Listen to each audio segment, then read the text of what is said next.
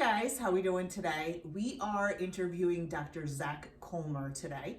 He is a chiropractor at Life Family Chiropractic, 44 Purnell Place in Manchester, Connecticut. Yes, I do have an Etsy site, topsellingtumblers.com.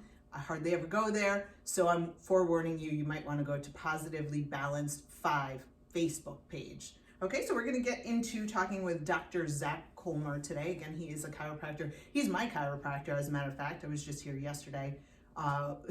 He's helping me out with numbness in my hands, headaches, you name it. So, Dr. Zack, how are you today? Doing awesome. Excellent, fantastic. Can you tell us, how you got into chiropractic? Yeah, it was kind of a cool story. I grew up in a household where you didn't even talk about chiropractic. My mom was a nurse, and it wasn't even something that you brought up. But I got into, I always did sports that I was beat myself up, and I pole vaulted in high school and took a fall from about 17 feet onto a gym floor. Oh my God. And got up and I was walking around sideways for days. And Wow. we tried the physical therapy thing, which I had done extensively throughout the years, and they were telling me, listen, man, it's gonna be a long haul for you. You're talking probably a year to, if not a little bit more, before you're back fully doing what you want to be doing. Wow. And just not speaking my language. So my buddy had grown up going to a chiropractor, which I always kind of thought was a funny thing. He went from the time he was born, but I encouraged my mom. I said, let's just reach out to them. Let's see if we can at least get a different thought process on this. And I walked into the chiropractor. He did a quick exam on me and he said, give me 3 days and you'll be up and going. And I was like, wow. Perfect. Like, this is great. Let's do it. And 3 days later, 3 visits later, I was back jumping, doing everything that I had done before without, it was great. I was right back in the swing of things. That's significant. From a year to 3 days. That is incredible. Yeah.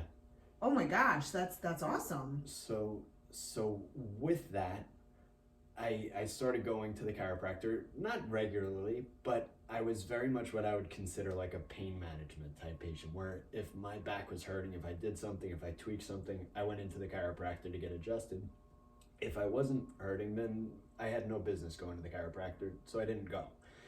In the interim, and it took me a long time to piece this together, but I started getting really sick, where I was getting pneumonia and wicked allergies. I was in and out of the hospital frequently, and it got to the point where I think it was my junior year of high school. I was out of school for about 6 weeks close, because I was just in and out of the hospital. I was on any medication you could think of. I was on it every hour, on the hour.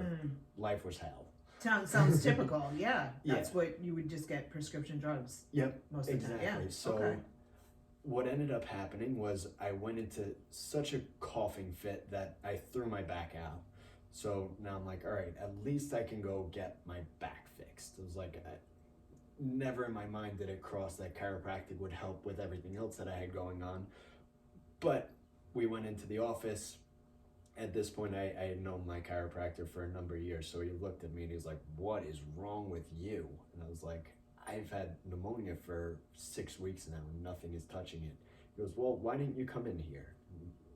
My first thought is, well, you cracked my back. Why would I come in here? Yeah, when I'm sick? Yes, And, exactly. So right. he explained the philosophy that we work under in my office here now, that chiropractic isn't necessarily about pain or symptoms. It's about your nerve system and the function of it, how your brain is talking with the rest of your body. So he explained this to me, and we'll get into the details of that in a little while. And he adjusted me into my upper cervical region. And it almost sounds made up because it's so surreal, but instantly everything drained out of my chest. I walked into the office coughing, hacking, and gross, and I walked out laughing because I couldn't believe the immediate change in the quality of life that I had, and it was incredible. So up to that point in my life, I was very much in the direction of getting into the healthcare field, but I was sold on the physical therapy side of things, where this was no, there's something a lot more to this than the pain management. You want to see people heal and do well, and I just had an unbelievable experience, and that's kind of what got started down this path that we're on now. That's awesome. And that's oftentimes, it's those times of, challenges, tribulations, adversity, whatever, that catapults people into that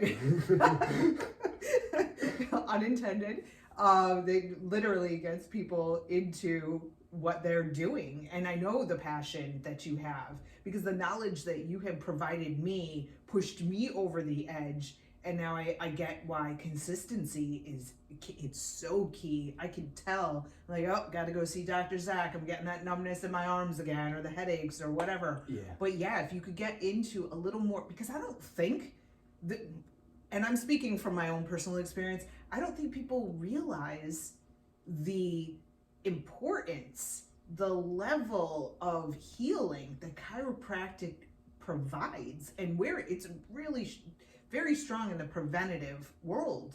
Right. And yeah, if you could explain a little bit more to our audiences, so like, why is that? What is it chiropractic is doing? Well, chiropractic, you know what, I always, whenever somebody starts up in here as a new patient, I really have to break down exactly what it is that we do in here, because society as a whole is under the perception that chiropractic is what I thought that it was originally, that it was about neck pain or back pain or sciatica, and very seldom does somebody come into the office saying, hey, I feel perfect, I need a chiropractor. It just doesn't, it doesn't happen that way. Right.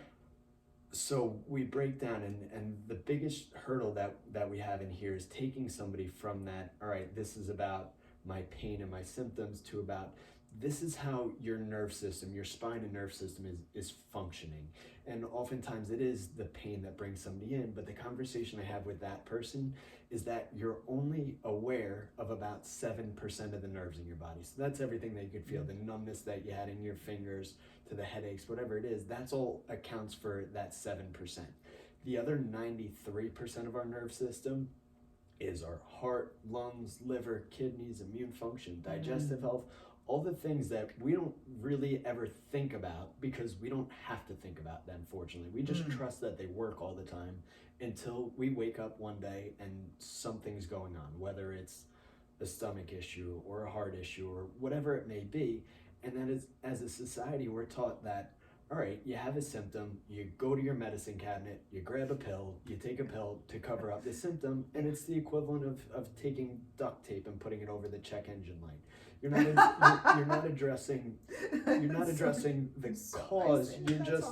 You're just covering up a symptom. And there's always a time and place for medication too, when the need be. So I want to get that off the table. But the thought process in here is, before we go down that road, let's make sure that our nerve system, which again controls and coordinates every function of our body, is working to its highest capacity. This way, obviously, our ultimate goal is we want to get you feeling good, but then on top of that, it's make sure that your body's functioning well and keep your body functioning well.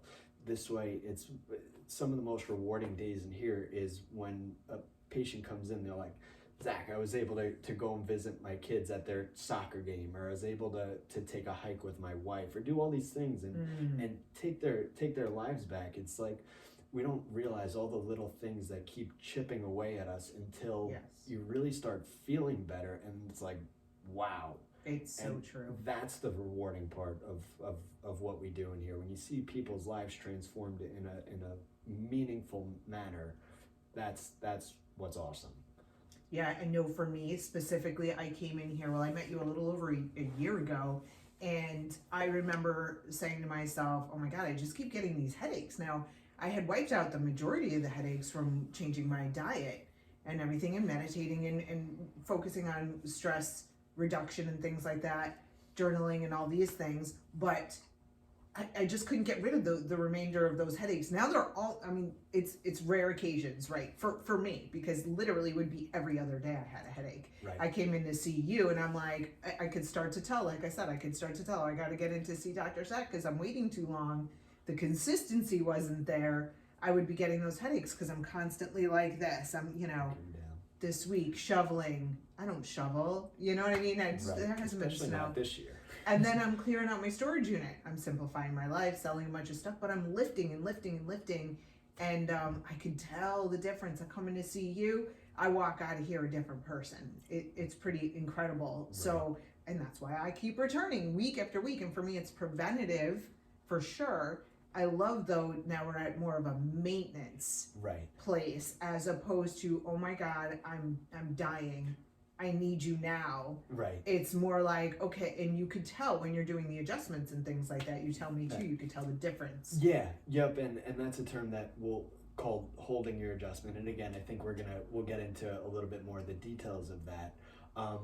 But part of the process that you're talking about with, and to relate it back to what we just talked about, is some of the technology that we use when somebody comes into the office for the first time. And we use thermal scans that give us insight into the function of somebody's nerve system. And simplistic way I like to explain essentially what I do is you think about your spine like a big power breaker box, where essentially my job is to go and check to make sure that all the power switches are turned on.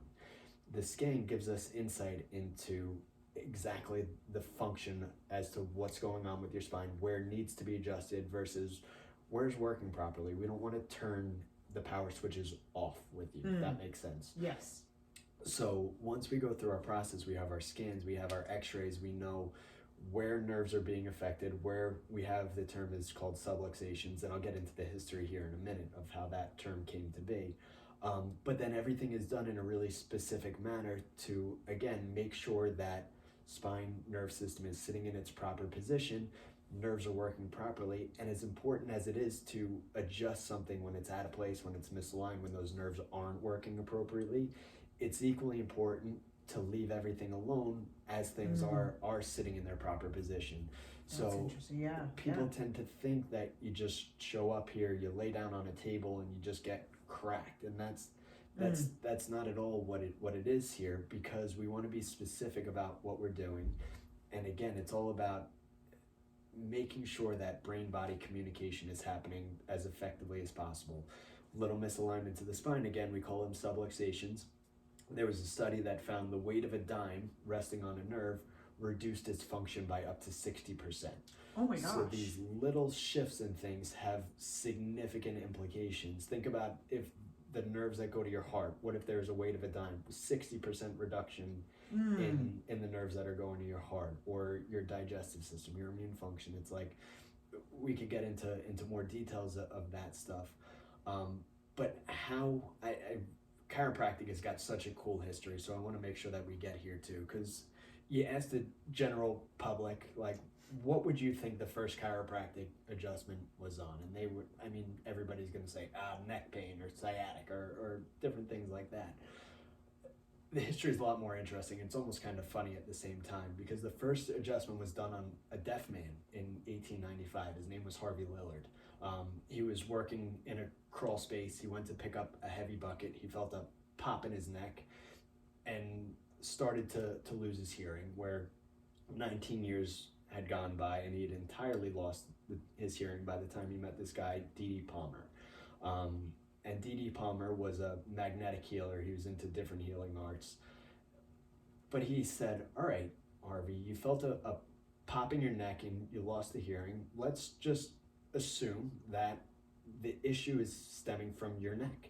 So he felt his neck and he felt a big mass on the side, and he said, all right, it seems like there's a bone out of place here, so let's put it back in its proper position. And he mashed the bone back into place, and after 3 visits, Harvey got his hearing back. So oh my gosh. What's after 19 years. Yeah. So what's kind of interesting about the whole thing, though, is Dee thought that he found a cure for deafness originally. So he started marketing and advertising, and people were traveling from all over to come and get their hearing back. And as he started taking care of people, he saw that some people did get their hearing back, which is great, but a lot didn't. And he said, all right, what gives here? Why did it work for the first guy, but it's not working for everybody? And he started taking care of more and more people in the same manner, and he started to see things like pneumonia, like dysentery and the allergies and all these seemingly random conditions started to improve as he started taking care of them. So he had to expand his line of thinking that maybe this was never about hearing to begin with. Maybe it's something more broad and we're restricting our line of sight when we focus on the hearing aspect. So he coined the term subluxation. And when you break that down, it means a condition of less light or less life. Brain body communication isn't happening as effectively as it can. That's where you'll see the arise of different symptoms and things. So the job of a chiropractor is to detect and correct subluxations, to again make sure brain body connection is happening. And he talks a lot, chiropractors talk a lot about what's called innate intelligence. And innate intelligence is simplistically, it's our body's inborn wisdom. It's again the concept that you don't need to think about your heart or your stomach or all the function of our body. There's thousands, millions of chemical reactions that happen with our body on a day-to-day basis. It's incredible. That we take it so for granted.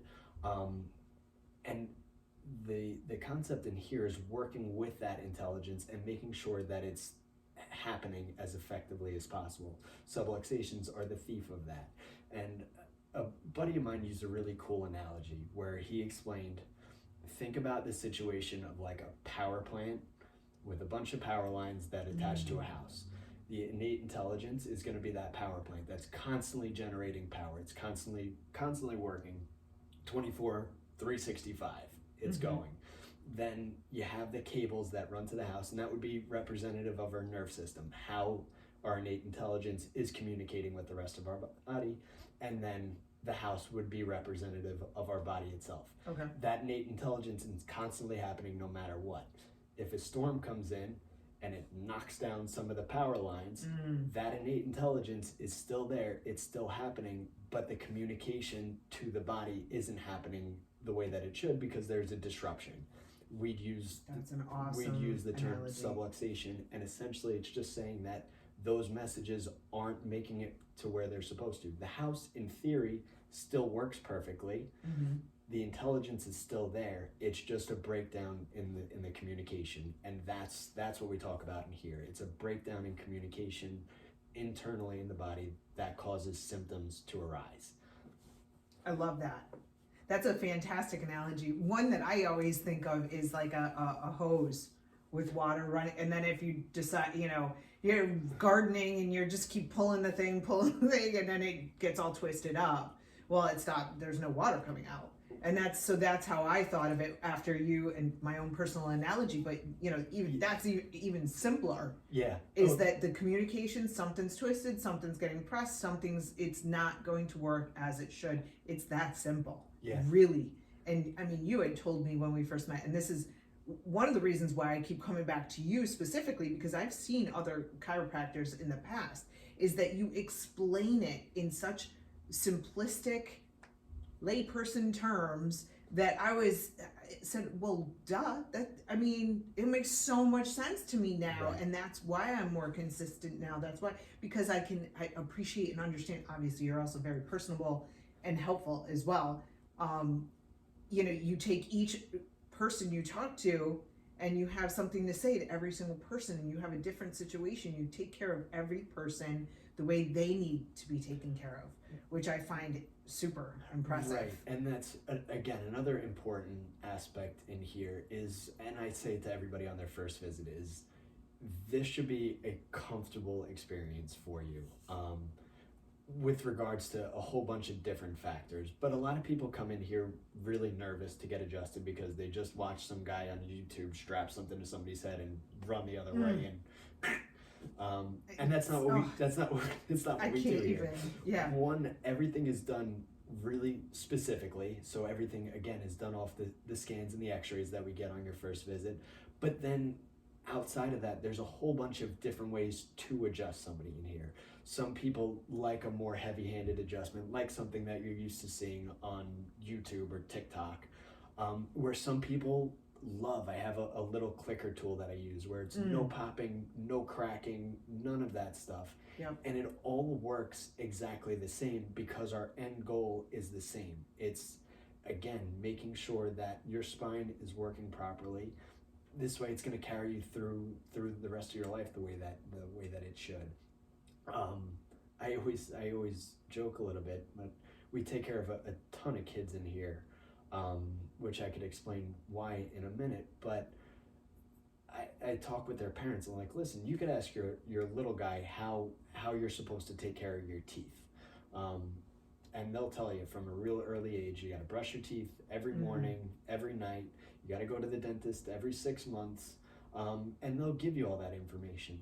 Where as a society, we're not taught to take care of our spine. We just look at our parents and grandparents who frequently suffer with all sorts of different conditions, and we just have the foresight, all right, I got to deal with the neck pain or back pain or all these different things, where we're not taught the preventative manners of how to take care of it. Yep. At the end of the day, we can replace all of our teeth if we really want to. Right. Our spine, we're stuck with it. So we talk a lot about that spinal wellness aspect of things in here too. And that brings us back to kids, because what happens is we find, there's a study done a few years back that found that 95% of us, right from the birth process, have a misalignment of one of the top bones in our neck. First, the very top one being your atlas, one just underneath that being called your axis. And what makes those bones so important is they protect an area called our brainstem, which in simplest terms, it's where our brain becomes our spinal cord. You have 450 million nerve fibers that sit through those top bones like a cork. Now, like I was saying, right from the birth process, 95% of us in a healthy birth have a misalignment in that area. Not surprisingly. Yeah. If you think about it, yeah. Now you start adding in C-section and vacuum extraction and forceps and all the different things that we utilize now, and that number goes up.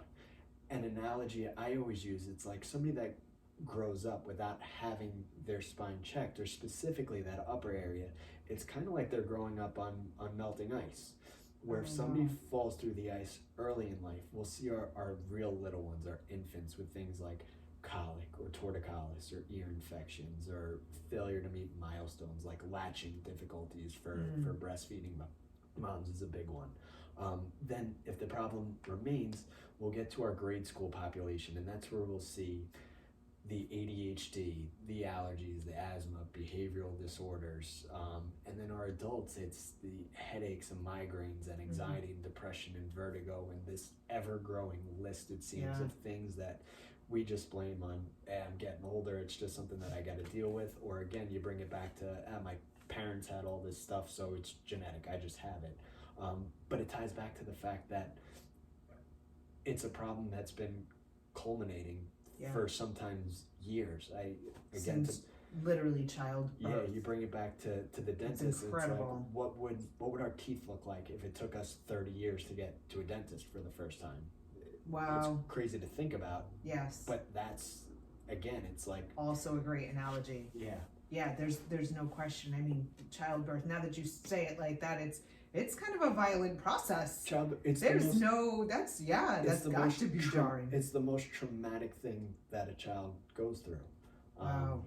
Until, again, there's later in life, then you have what we call our micro traumas, the slips and falls. Think about how many times you're watching a little one when they're learning to walk, and the repeated falls and things, and it's this lifetime worth of the goofy things that we don't think about, the slips, falls, the stumbles, that our body adapts to them in little discrete ways. And then again, we end up going through life and we get to the point that it's like, your body starts talking to you. Symptoms are great because it's your body's way of letting you know something's wrong. However, when you're to that symptom stage, it's like, now you have to do something about it, because it's that far. It's like already at that like 80%, where it's like, oh no, now we're turning into something that's really potentially going to be life altering. Yeah. And then you can't change it back. So get moving. And I don't think people realize that symptoms are a good thing. But yeah, go ahead. Yeah, no, that was a perfect point there.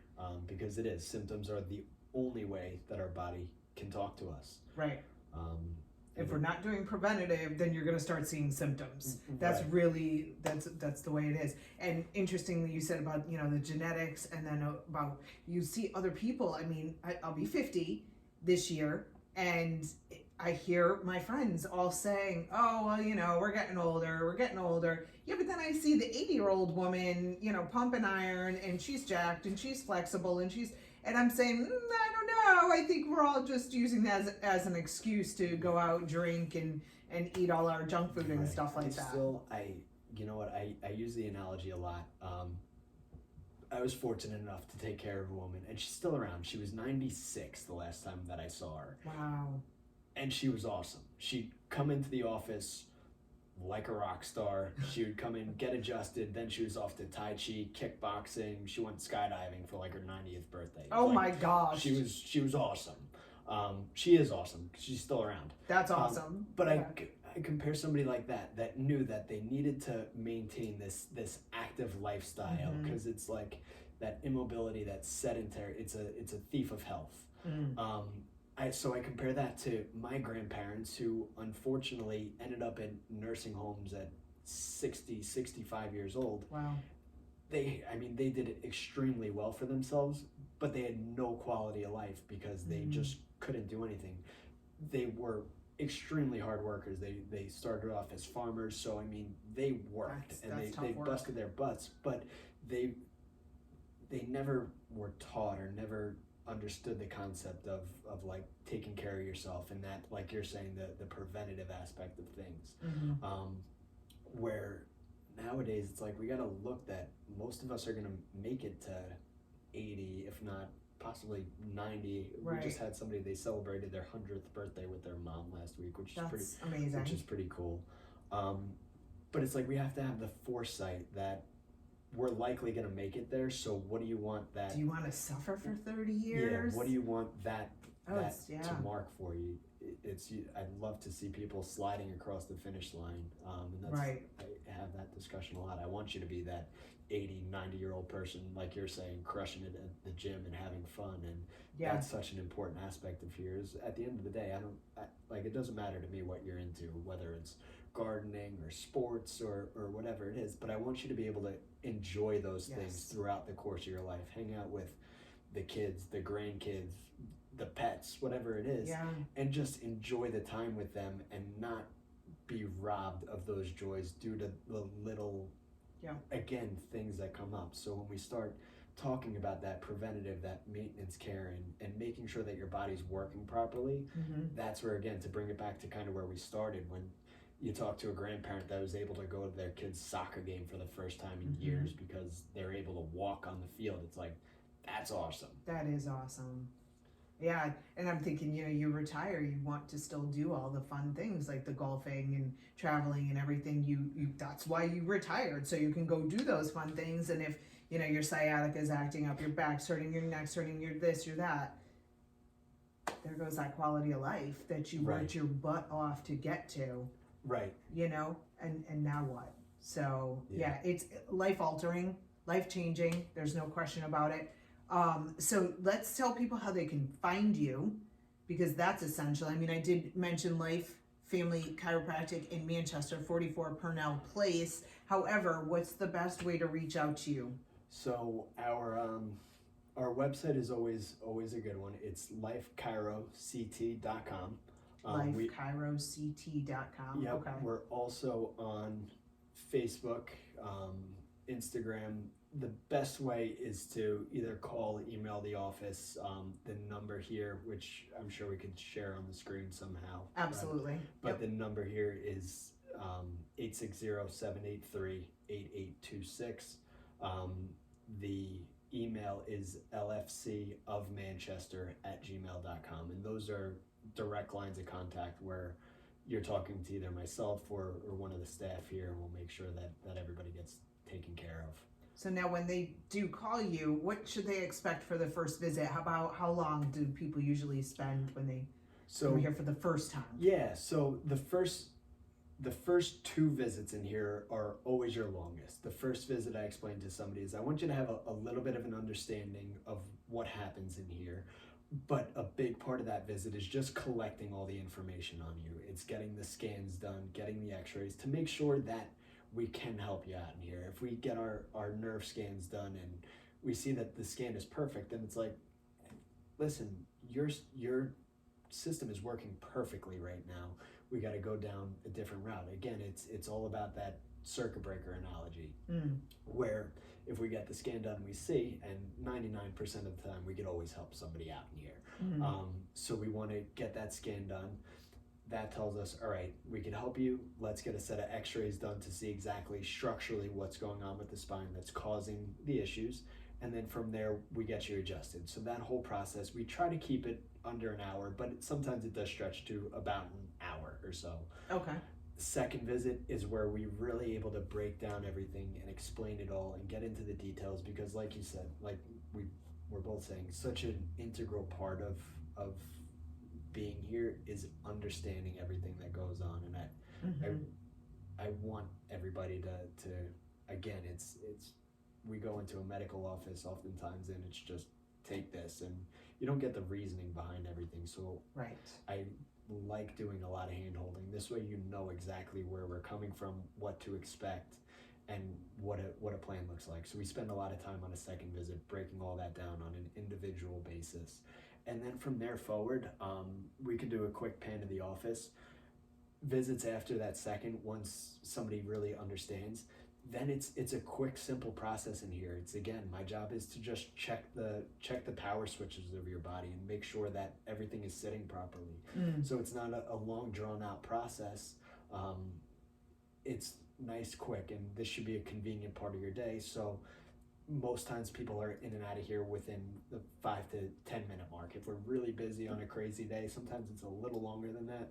You're busy a lot. But for the most part, we do our absolute best to make sure that this isn't an impedance in somebody's day. You're still very quick and efficient here, though. Yeah. It's so impressive, and the staff here, Molly and Casey, are phenomenal as well, which is so nice to go in, because you might be scared or whatever, have some level of apprehension, but the two of them make you feel so comfortable all the time. Sometimes I'm here for 20 minutes just because I don't stop talking. Don't do that, they're busy. I need to slow down on that, but whatever, it is what it is. They're just really friendly. They're enjoyable to be around. Well, we are going to, for certain, add another video, just so everyone knows, of me getting work done. We're going to add that at a later time, and then we'll also do a visual of the office, so you know what you're getting when you do come here. That'll also be in a separate video. Right, and because we didn't get a chance to look at the scan, so we could add that in the second video. This way somebody knows what to expect. Yes. Because we could go through all the details of that quickly. This way everybody can see and understand what goes on. 100%. I'd love to do that. Is there anything else you'd like to add? No, this was great. This person, fantastic. This was awesome. This was awesome, as usual. The conversation's always fantastic and authentic, which is very important when you're working with somebody. And I've been going to you for over a year now. And I don't plan on stopping, so you have to deal with me for as long as I stay in Connecticut. I'll fly in for my 5-minute visit. I don't care, because I personally will not go to another chiropractor. From what I know. Appreciate that. Yeah. Thank you so much, Zach. Oh, this is great. All right. Thanks for having me. Yeah, absolutely. All right. Well, thank you guys for joining us. And like I said, you'll be able to see other videos with the scan and a little bit more information about the office and things like that, so you have a better idea of how things go on here. All right. Thanks so much for joining us again today, guys. Please feel free to leave your comments, and we'll see you at the next interview. Take care, guys. Have a great day.